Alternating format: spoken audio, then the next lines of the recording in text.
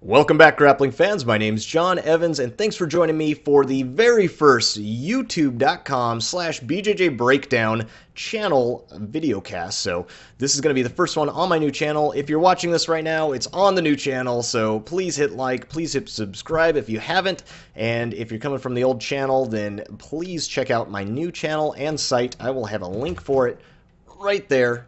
If you go to my new channel, you can just go to the About page or the home page, and you can click, just as I'm doing right up there, you can click on the link to my website, and whoa, fancy. That is my new website. It's www.bjjbreakdown.com, and we are just getting ultra professional around here. We've even got a logo coming, and yeah, a website, Facebook, Twitter, Google+, that's all up there already. Please go and subscribe, and that way you can stay connected and up to date with what we're doing. I did get press passes for the Metamorphosis event, and I went with my friends at verbaltapcast.com, and you can check it out. I've got another link. It's right up there. It's at my website, and you can just go to the website and it'll tell you how to get to it. I think I'm even looking at it right now. But yes, it is awesome. I did a breakdown on the podcast of the whole event, so if you want to hear more of my voice, then you can go up there. If you don't, maybe still go up there, because it helps me out anyway, so I would appreciate that. And also, if you can, say hi to the guys at Verbal Tapcast. They're awesome. I'm going to be going with them yet again to the UFC that's going to be in Vegas on 4th of July weekend, and we're going as press, so that should be very exciting. I'm going to be live updating, I think, via my Twitter. I know they're definitely live updating via their site, but I will try to bring you whatever I can. I really want to do something where I'm live casting either video-wise or on Twitter between rounds and giving my breakdowns, breakdown of the points and everything that transpired. So if you want to stay connected with that, go follow me, Twitter, Google+, Facebook, all of that, www.bjjbreakdown.com. youtube.com/BJJBreakdown. I think you get the point. A lot of new stuff, but yes, I'm doing it all for you. I want to bring you guys better content, so we're going to be having some interviews and some photos from the events, so let me know if there's anything else that you want to see as well. So yeah, I would appreciate it very much. Anyway, thank you guys for coming over to the new channel. That is super awesome. You guys are really loyal, and I've been feeling the love lately, so I really appreciate it. But let's go ahead and get to our first match, and our match today is going to be at the Worlds, so you know what that means. It's time for our latest segment, As the Worlds Turns. Look,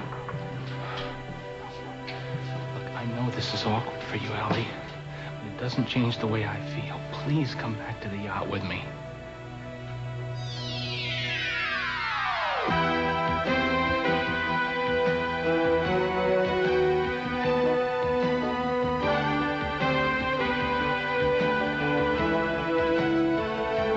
As the Worlds turns.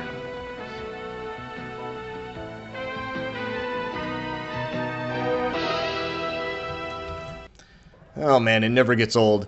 Anyway, today's match is going to be at the Worlds, and this is going to be Lucas Lepri on the right. He is an Alliance black belt and an excellent competitor. I'm not sure who his opponent here is in the blue gi on the left, but Lucas is always very exciting, so hopefully it should be a good match.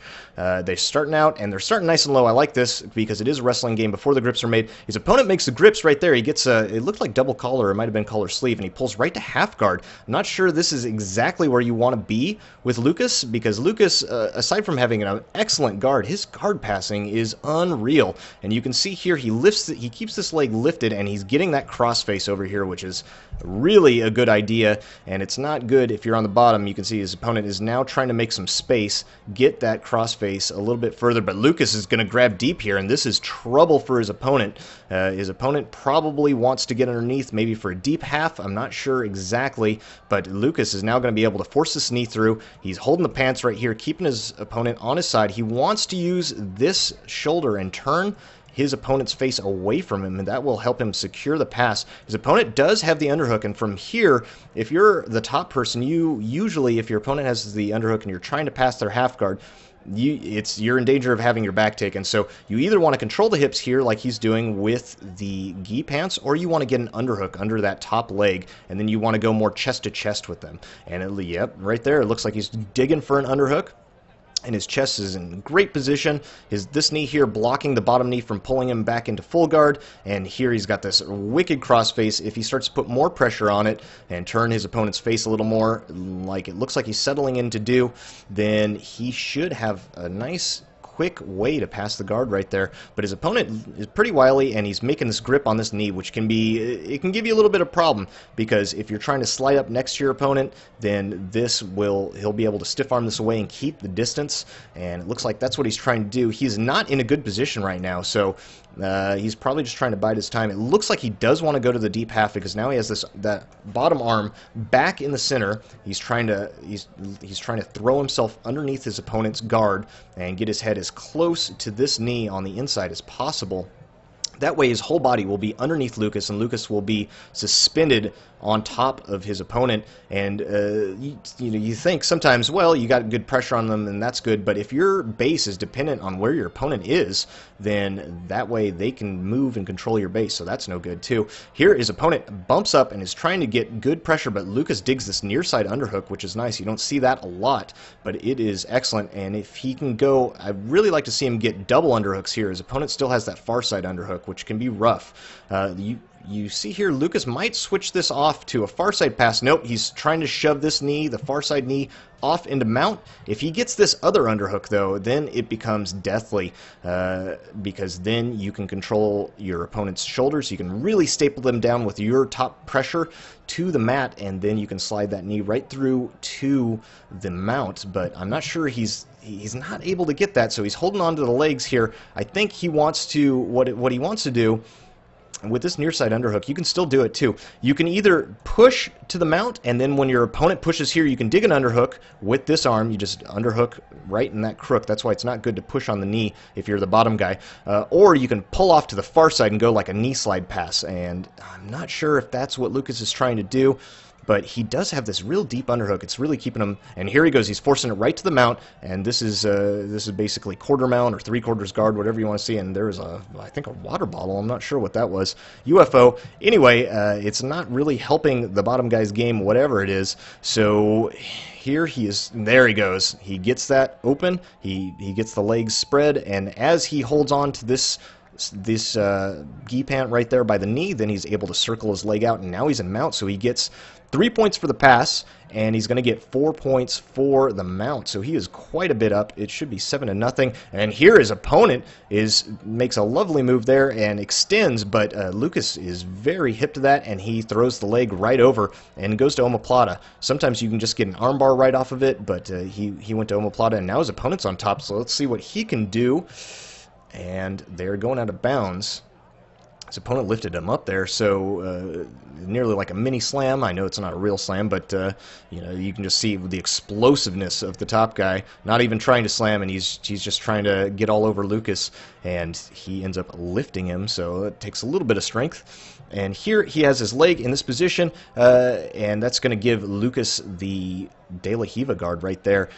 You want to be lower, ideally, and he goes for a rolling toe hold, which may look a little fancy, but it's actually a very old-school maneuver, and you do that off of the one De La Hiva.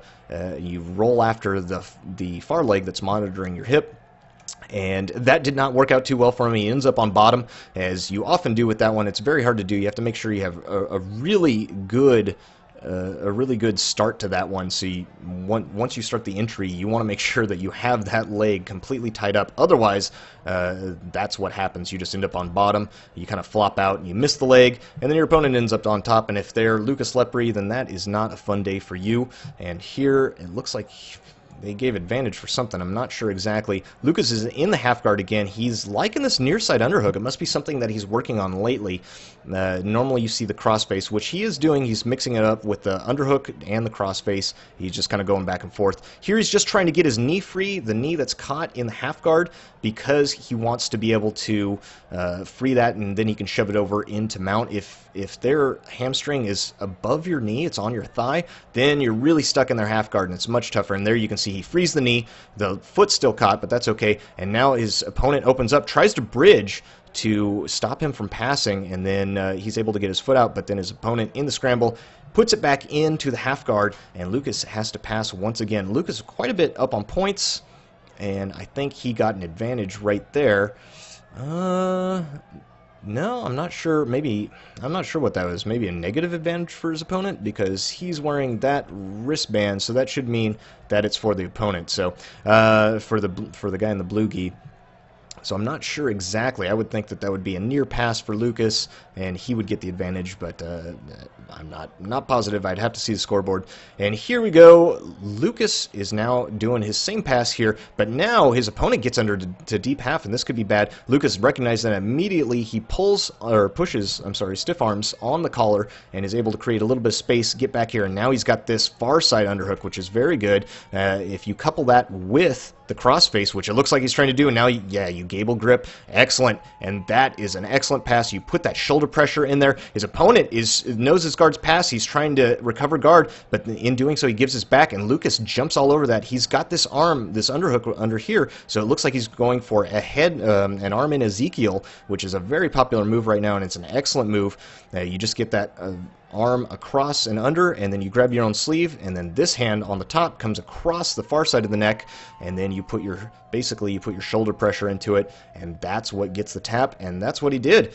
So that all comes off of, I hesitate to say it, but that comes off of ego a little bit, and also just giving yourself the best chances to win. If you're on the bottom and you get your guard passed, and he's already down a lot of points, but if you get your guard passed solidly and the clock's ticking down, you got to do something. And so he took a little gamble there, and yeah, Lucas wins. Very nice, good job. He took a gamble there, and in doing so, he tried to bridge, tried to recover his guard so he can mount some type of attack, but Lucas was able to take the back, and then he already had that underhook, so he just went for the arm in Ezekiel, and that was it. So yeah, very nice job there. But thank you so much for joining me once again for the first time for the inaugural BJJBreakdown.com cast at the new YouTube site. I'm just going to put it up again, just shameless promotion.